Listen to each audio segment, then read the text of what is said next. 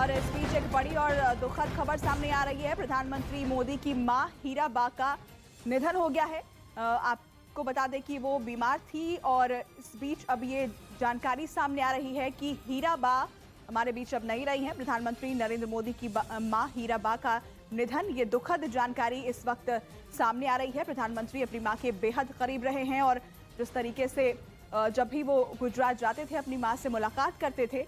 और एक बार फिर से आपको बता दें कि प्रधानमंत्री मोदी के लिए ये बेहद दुख की घड़ी होगी और ऐसे में ये बड़ी और दुखद खबर जो सामने आ रही है, उनकी मां हीराबा जो कि बीमार भी थी उन्हें लेकर, लेकिन हालांकि अस्पताल की तरफ से ये जानकारी दी गई थी कि अब उनकी स्थिति ठीक है, लेकिन अभी इस वक्त ये बड़ी और दुखद खबर जो है वो सामने आ रही है।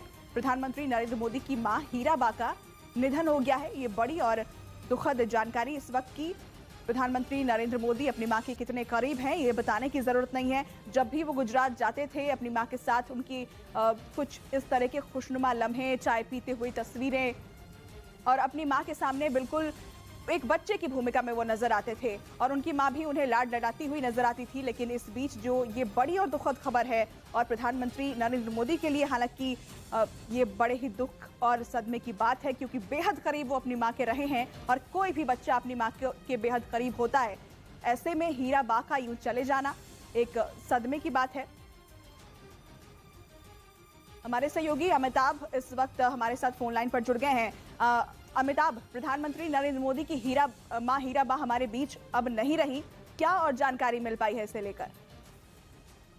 मुझे उनका देहावसान हो गया आपसे थोड़ी देर पहले और प्रधानमंत्री अब थोड़ी देर में ही अहमदाबाद रवाना हो रहे हैं। उनके जो आज के जो भी कार्यक्रम थे कलकत्ता में, उसको जो फ्लैग ऑफ करना था वंदे भारत ट्रेन को, और उसके साथ जो रेलवे के डेवलपमेंट वर्क थे, नमामि गंगे के कार्यक्रम थे, वो अपने कार्यक्रम के मुताबिक चलेंगे। पीएम उसको वीडियो कॉन्फ्रेंसिंग के माध्यम से ज्वाइन कर सकते हैं, ये प्रधानमंत्री कार्यालय के सूत्र बता रहे हैं।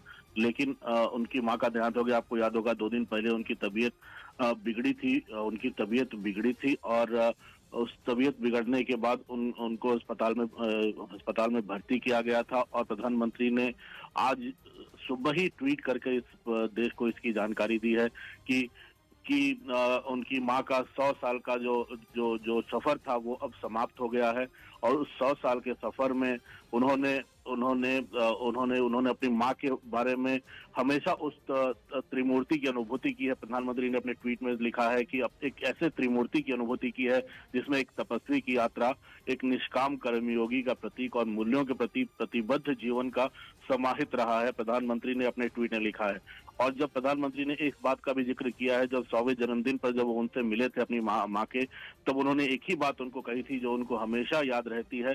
जब उनकी माँ ने उनको कहा था कि काम अपनी बुद्धि से करो और जीवन जियो शुद्धि से, यानी काम करो बुद्धि से, जीवन जियो शुद्धि से, ये उनकी माँ ने कहा था। और इनको शुरू से इसी बात माँ के ही, आपको याद होगा, माँ एक पूरे परिवार में अगर किसी से प्रधानमंत्री ने अपने नजदीकियां रखी हैं तो अपनी माँ से। अगर हर साल जब भी वो अहमदाबाद जाते थे अपनी माँ से जरूर मिलते थे, चाहे किसी भी मौके पर जाएं, लेकिन अपनी माँ के लिए समय निकालना नहीं भूलते थे। माँ को उन्होंने, आपको याद होगा, 7 लोकमान्य LKM जो प्रधानमंत्री का आधिकारिक निवास है, वहां भी अपनी माँ को बुलाकर उनके साथ पूरे अपने आधिकारिक निवास में बिल्कुल अमिताभ, जिस बात का आपने जिक्र किया कि जब भी वो अहमदाबाद जाते थे अपनी माँ से मिलना नहीं भूलते थे, चाहे कार्यक्रम कोई भी हो उसमें से वक्त जरूर निकालते थे। और कितने करीब वो अपनी माँ के थे वो हम तस्वीरों के जरिए भी हम देख पाते हैं, वो हम समझ पाते हैं कि उनकी माँ के साथ किस तरीके का रिश्ता था।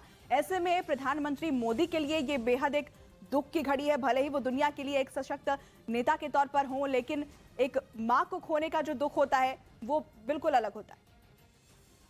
बिल्कुल, माँ को खोने का दुख बिल्कुल अलग होता है, क्योंकि प्रधानमंत्री एक प्रधानमंत्री की अगर पूरे कार्यकाल को देखें, प्रधानमंत्री के पूरे राजनीतिक सफर को देखें, उनके प्रचारक के तौर के सफर को देखें, तो लगातार हमेशा उनकी बातचीत में माँ का जिक्र जरूर रहा है। अगर उन्होंने उज्ज्वला योजना शुरू की थी तो उनको याद था कि उनकी माँ, उनकी बहनें कैसे अब उनके वडनगर में, उनके गांव में कैसे चूल्हे पे खाना बनाती थी, कैसे धुएं से उनके स्वास्थ्य पर असर पड़ता था। इसलिए देश की बहनों को, देश की माताओं को, उन बेटियों को अगर धुएं से मुक्ति दिलानी है तो उज्ज्वला योजना की उन्होंने शुरुआत की थी, यही सोचकर कि देश की माँ, बहनें और बेटियों को कोई दिक्कत न हो।